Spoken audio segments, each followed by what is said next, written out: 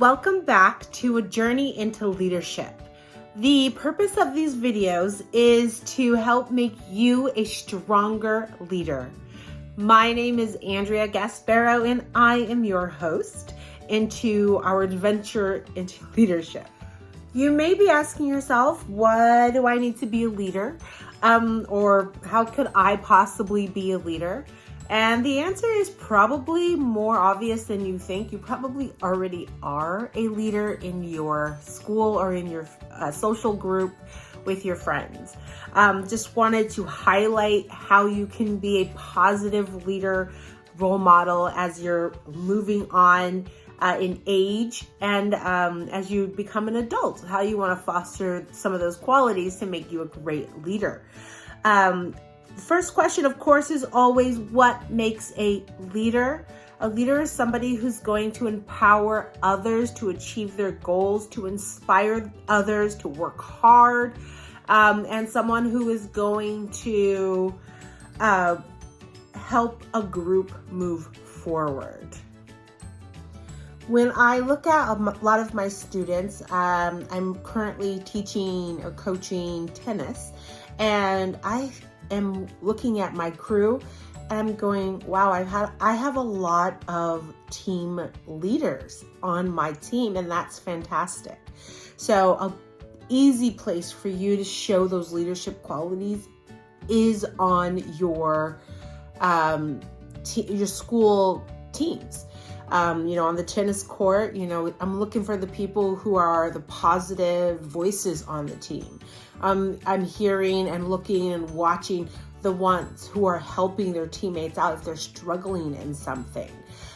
When my own kids play sports, I'm looking for their teammates who are and my own children to be cheering on their teammates, to be the positive voice of, hey, if we're down by a couple of points, are we gonna give up in the middle of the game, or are we going to keep pushing ourselves forward? At practice, I had a wonderful compliment from a parent who said, wow, your daughter is so wonderful.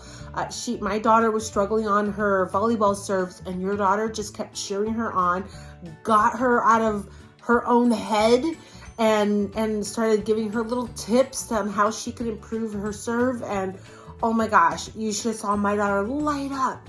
And I was so proud that my daughter was a leader on her team. And those are the qualities, that's the attitude we're looking for. It's not about making yourself shine. It's about making everyone shine when you're a leader. And that's what we're trying to inspire today in these video sessions, is how you can start showing up as a leader, no matter where you are, whether you're at school, whether you're on your sports team, whether you're with youth group, it doesn't matter. You can take those opportunities to really shine and stand out as a leader. The first way that you can start showing up and demonstrating some leadership qualities is to lead by example. That is a huge one. Lead by example on the court, on the field, no matter where you are, in the classroom. Lead by examples. You're more likely to follow someone when they're showing you how to do something rather than telling you how to do something. Never mind the fact that I'm telling you how to be a leader on a video, but show up, do it. Practice it. That's the only way that you're going to learn how to be a good leader.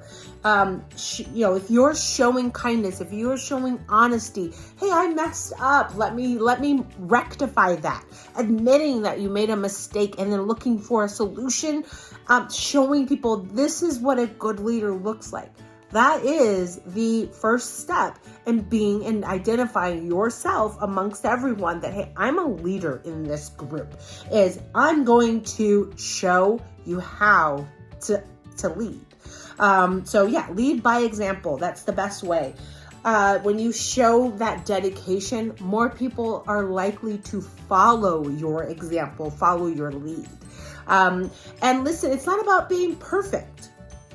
Okay? As I said, I made a mistake. People respect you when you admit that you made a mistake and try to solve it. They don't respect you when you make a mistake and they can see that you made a mistake, but you try to argue your way out of that. People think, that person's not really showing a leadership quality. They are definitely trying to weasel their way out of doing some hard work. And people don't respect that. They respect those who own up to their mistakes and learn from their own mistakes.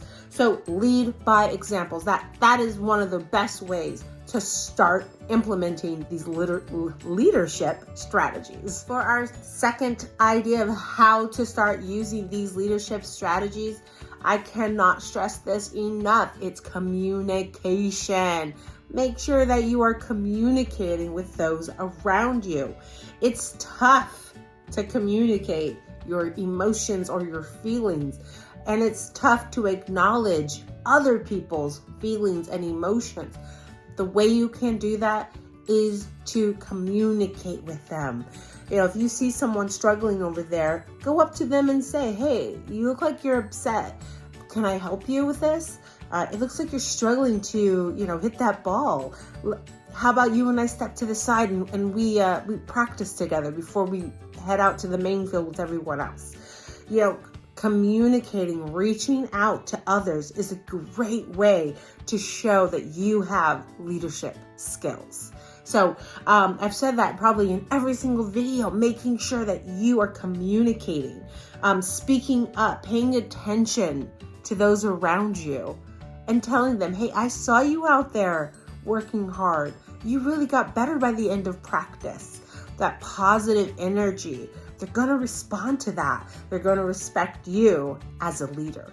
The next way that you can show others that you're a great leader is to build up the confidence of others.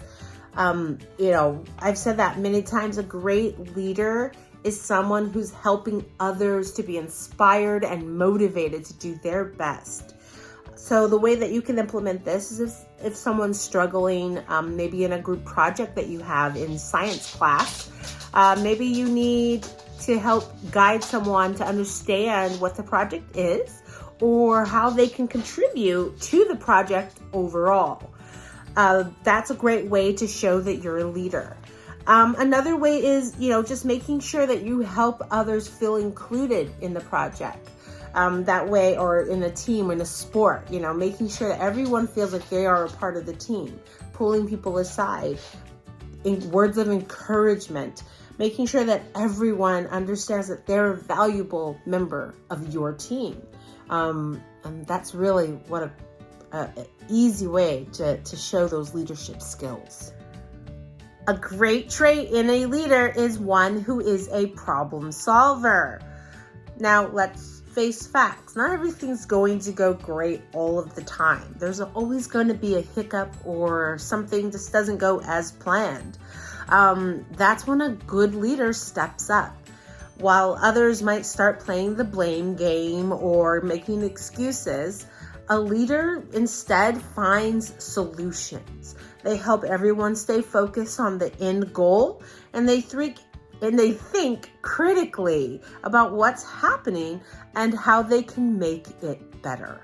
So, when you are a problem solver or decision maker, you might want to think about some consequences of actions, whether they're good or bad.